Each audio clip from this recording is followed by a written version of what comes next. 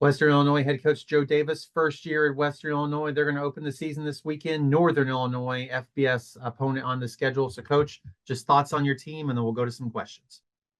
Yeah, just certainly, probably like a lot of the coaches, our guys are ready to play somebody else, and we've had a very physical training camp, a lot of excellent competition between offense, defense, and certainly within our special teams units. And so, the opportunity to get out against a very well respected and a very formidable opponent is exciting for our players and our program. So, much like a lot of the Midwest, we're dealing with some pretty severe heat here early this week. So we've had to make some adjustments when it comes to practice schedules, just getting out a little bit earlier in the morning to make sure that our players are safe and healthy. But, obviously excited to get going here Saturday with an in-state university opponent.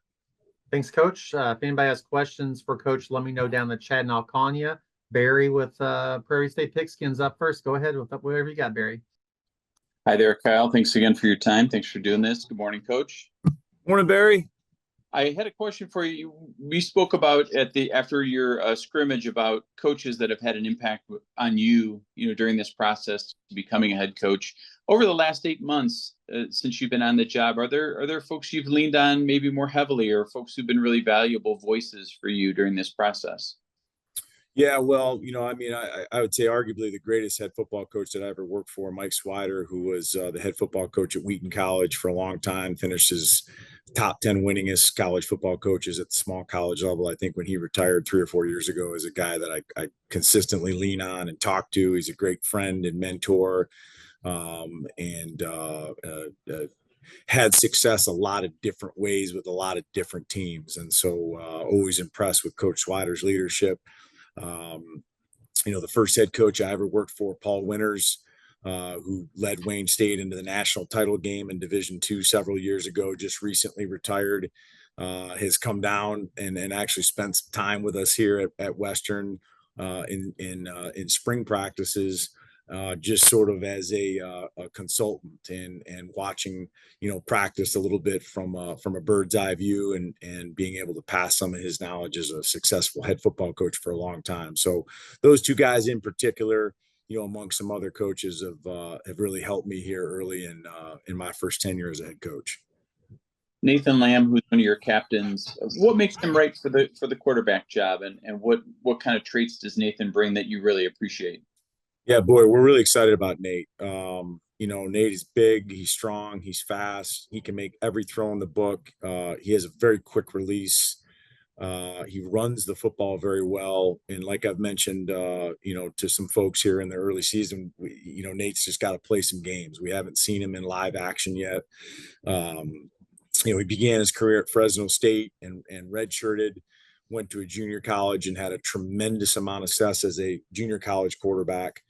And then came here last year to Western and was the backup and didn't play very much. So, we just need to see him with some live bullets, so to speak, and hopefully, as coaches that we're putting him in positions to succeed and we're surrounding him with the right, skilled personnel to help him be successful. And but boy, we're excited about him. He presents all the physical and mental traits that you'd want at that position, and now he's just got to go do it. And great opportunity for him on Saturday against an excellent defense.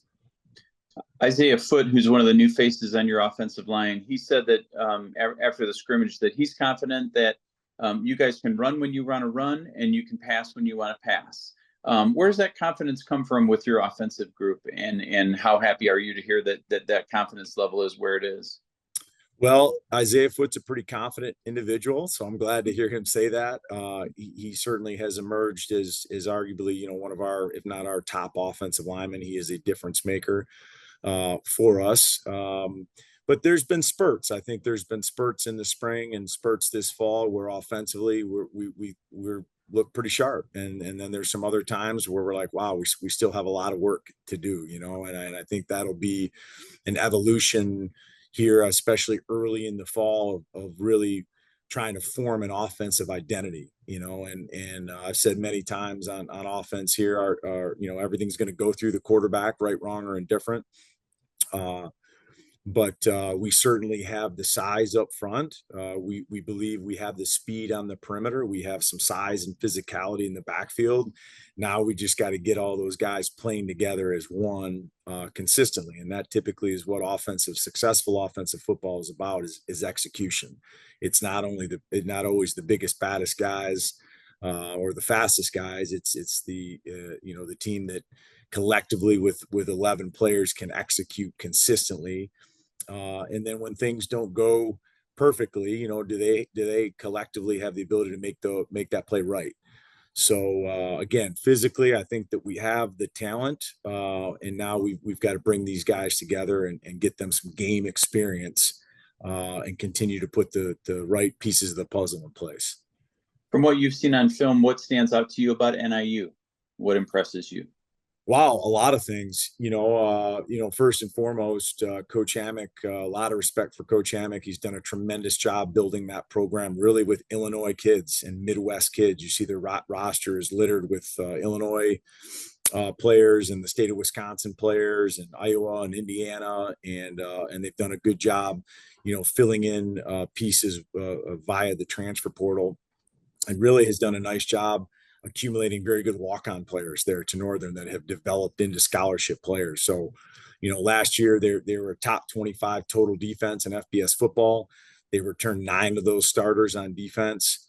Multiple guys in the back end that are 3 and 4 year starters, including their boundary corner and boundary safety. So we're going to have our hands full. There's no doubt about it. I say typically veteran defenses, you have to beat them. They're not going to give up a bunch of cheap plays. They're not going to miss tackles. And you have to really be consistent in your execution.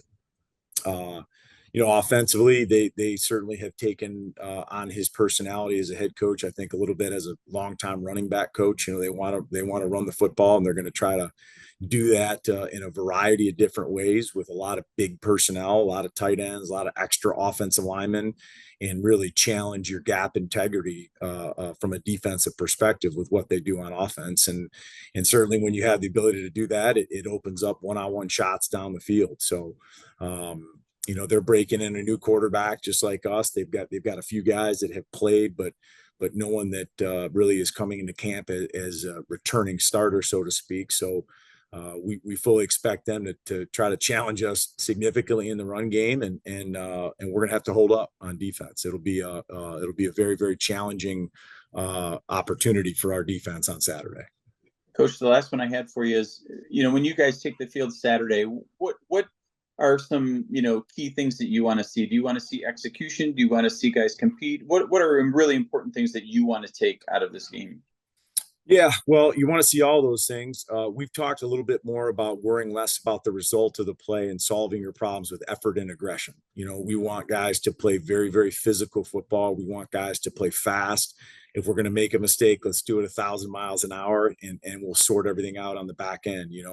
I've mentioned to our team here many times that, the similarity in traits of the great Western Illinois teams over the years have been big and physical and fast and high effort guys. And we certainly want to replicate that here as we continue to build the program. Not everything will be perfect on Saturday, but we want to be able to turn that film on and say, wow, that particular player is giving max effort.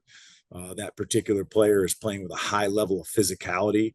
And if we can get those things consistently on Saturday, regardless of outcome and really regardless of opponent, it's going to give us a lot to build on here at Western. Great. Thanks, Coach. I appreciate the time. We'll see you Saturday. And Kyle, thank you very much for the opportunity. You're Thanks, welcome, Barry. Great to talk to you, man. One quick one, and we'll let you go, Coach. This is you and NIU've played 40 times, but not since 2016. So just talk about that, playing somebody who has been a rival over the years, really before they went FBS, but just that kind of thing, and playing them to start the year. Yeah, I think anytime that our level that you play up, meaning that you play an FBS team, whether it be Group of 5 or Power 4, I think regional matchups make a lot of sense. There's schedules that have been presented to me that have us playing on the East Coast or West Coast, and I'm always like, hey, if we can stay in the Midwest, let's do it. There's just good opportunities for families to travel to game, and a lot of guys played against each other in high school or aware of each other. So I'm all for the in-state and certainly Midwest regional FBS matchups. It's interesting. I mean, Western, I think, has won 3 out of the last 4 against Northern. Now, certainly some of those games are dating back 10, 20 years, but Western's typically been very successful against Northern. And while we don't lean on that or rely on that, we certainly respect, what has happened here in the past. And, we're going to go up to DeKalb on Saturday, man, and hopefully give those guys everything that they ask for. Well, Coach, thanks for your time this morning. Best of luck this weekend. We'll talk to you next week. Thanks, guys.